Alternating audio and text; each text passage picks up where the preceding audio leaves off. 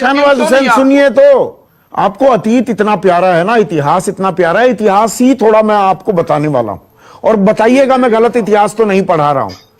आप कहते हैं कि राष्ट्रीय सुरक्षा पर सवालों को पूछना राष्ट्र विरोध है, तो 1962, जिस 1962 से आपको इतना प्यार है, आप लगातार संसद में भी दो हाथ करने को तैयार हैं, उस पर भी मैं आऊंगा, पर 1962 का जब युद्ध हो रहा था ना शाहनवाज हुसैन, जनसंघ के तो गिने चुने सांसद थे, अटल बिहारी वाजपेयी युवा थे, 36 साल के थे, 1 मिनट, 36 साल के थे, जवाहरलाल नेहरू के पास गए, तत्कालीन प्रधानमंत्री के पास, युद्ध हो रहा था कि नहीं संसद का सत्र बुलाया जाए, संसद का सत्र बुलाया गया, हर सवाल पूछा गया, हर अनकंफर्टेबल सवाल, चीन कैसे घुसा, ये कैसे हिंदी चीनी भाई भाई के नारे बुलंद हो रहे थे, चीन ने छुरा गोद दिया, क्यों हमारे सैनिकों के पास हथियार नहीं है।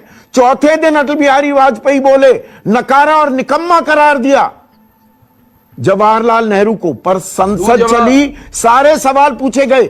आज सवाल पूछना राष्ट्र विरोध है, तो अटल बिहारी वाजपेयी क्या कर रहे थे 1962 में?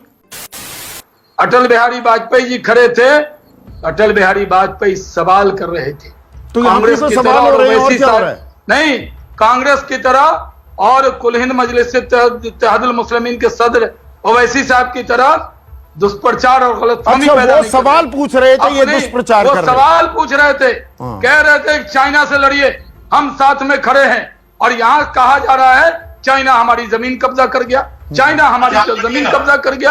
आप इस मुल्क से मोहब्बत करते हैं और आप अपने मुल्क की बदनामी कर रहे हैं, कह रहे हैं चाइना ने हमारी जमीन कब्जा कर ली।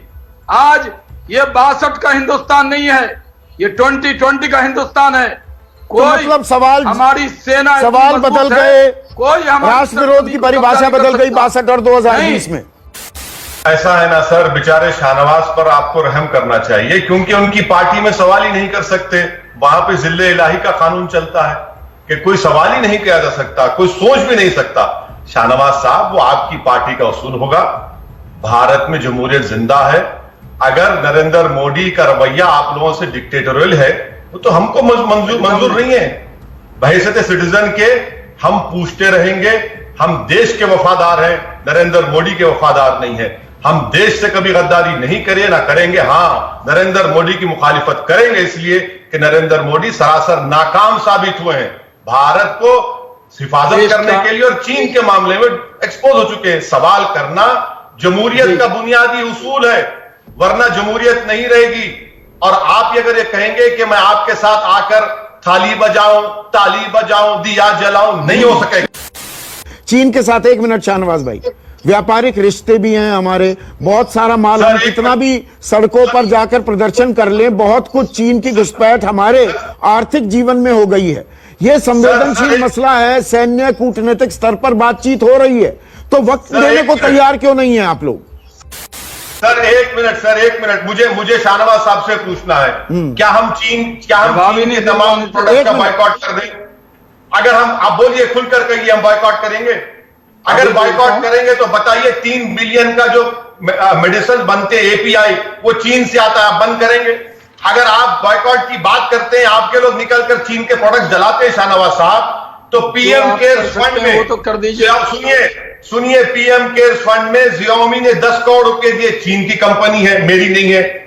OPPO 1 करोड़ 1 करोड़ दिया पीएम केयर्स में, हुआवी 7 करोड़ दिया, OnePlus 1 करोड़ दिया, टिकटॉक 30 करोड़ रुपए, और आप कह रहे हैं कि चीन का बायकॉट करना चाहिए। शाहनवाज साहब, आपका चीन से हम 17 बिलियन डॉलर्स का एक्सपोर्ट करते हैं, इंपोर्ट हम करते हैं $65 बिलियन का। बंद करिए।